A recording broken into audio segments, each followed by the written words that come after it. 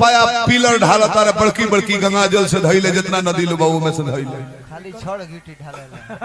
राउर कबो मन ना होखेला हमरा से अच्छे से बात करे के इतना तैयार होके आइल बनी तो हम तो चाहबे करेले आई छोट लाल महतो हुए जवाब दे तो हमरा में कौन दोस्त बताओ ना ए जान आपको चाहना हमारी कमजोरी है, आपको चाहना हमारी कमजोरी है, आपसे कह न पाना हमारी मजबूरी है। क्यों नहीं समझते आप हमारी खामोशी को, क्यों नहीं समझते आप हमारी खामोशी को? प्यार में क्या इजहार करना जरूरी है? देख तो बड़े गइले। ओ माय बेबी, माय सोना, my darling, my sweet heart, my जान, oh my dear, oh my baby, oh my Huggies. बाबा अभी पहनते बड़ा का तू कहां खेत खोल जाए देखबो बाबू एक बार शहर सुन के हम बानी की गुजर गई नहीं रहुआ तो कबे के मर गई नहीं। एक दिन एक के रूम में जूली अच्छा और हां जन ढोलक बजावता सुदर्शन नाम आई सुत गइलो गौतम का लड़का दिन बीतल सांझ भई अच्छा ये पूछता कि तब जूली जी हैं कैसा लगा बोली जूली कली की लगा तो अच्छा सुदर्शन जी जूली कली की लगा तो अच्छा अच्छा लेकिन आपका बांसुरी बहुत छोटा है तो ये कॉलेज की तब हम का जाने कि स्टेडियम में बजावे वो तो गोले घर खाते कॉलेज की तारा छोट लगा तो हम का जाने कि स्टेडियम में बजावे के बाद हम तो जाने कि छोटा मोटा मैदान मान गनी भैया यहाँ जितना लोग आइल बा एमे केहू ऐसा नहीं है कि जे ना जानत होई कि अरविंद सिंह अभियंता जी कैसन गाइले सबे जानता न सबे जानता कि साफ सुथरा गाइले वो बाउर बात ना बोल सके नोको नोको आ तब देखी रोज सनिए बने कि अरे सब केहू जाने बाउर बोलो सभी जानता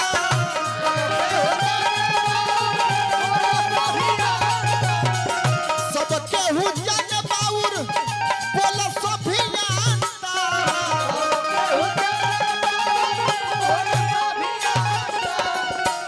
सब केहू जाने बाउर बोलो सभी जानता दिया लेके ना तो वो देखो बैना लेके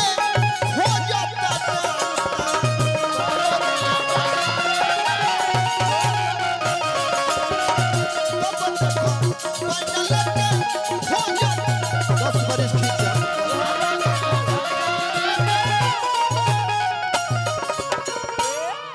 अगर चाहत कि कमलबास ऐसा बुढ़ा जाए तो वो गाए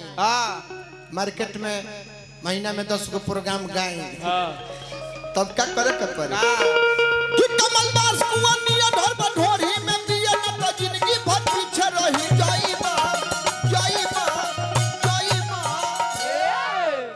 कमलबास कुआं नियन धर बढोरी में बिया बियर आ न तो जिंदगी भर पीछे रह जाईबा जाइबा यही से कहले दीपक जी कि जबले ढोरी पर बीत नहीं होईबा नहीं मार्केट में जबले ढोरी पर बीत नहीं होईबा नहीं मार्केट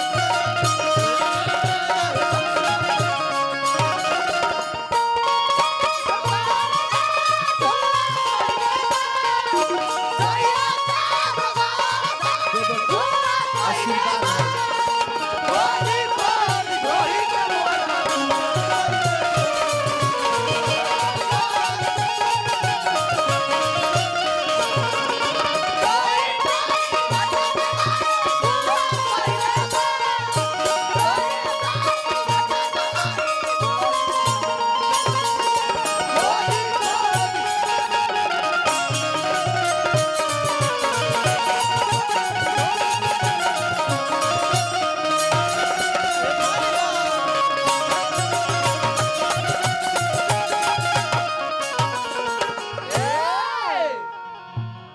रउआ सब सुनले हो खा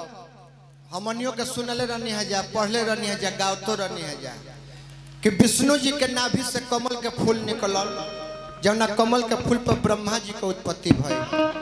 सबके सुनले रहल न लेकिन एक कलयुग में भी नाभि से निकलल बा लेकिन कमल के फूल नहीं निकलल कि अरे विष्णु जी के पहले निकलल नाभि से कमल हो विष्णु जी के पहले निकलल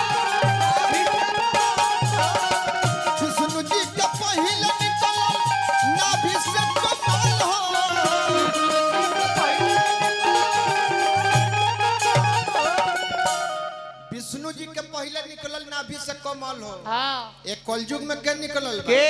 अरे ढोरिये से निकलल बारे चंदन चंचल हो ढोरिये से निकलल बारे चंदन चंचल हो आ ढोरिये के कमाई चंदन चंचल खा के राजा हो गए कि जमन बात बात बाउरू है भई में लगाउ निमन गइबा त रोजे टटइबा जमन बात बात बाऊ उहे भई में लगाउ निमन गइबा त रोजे टटइबा एही से कहले सुदर्शन शर्मा जी कि जबले ढोरी पतित नहीं गइबा नहीं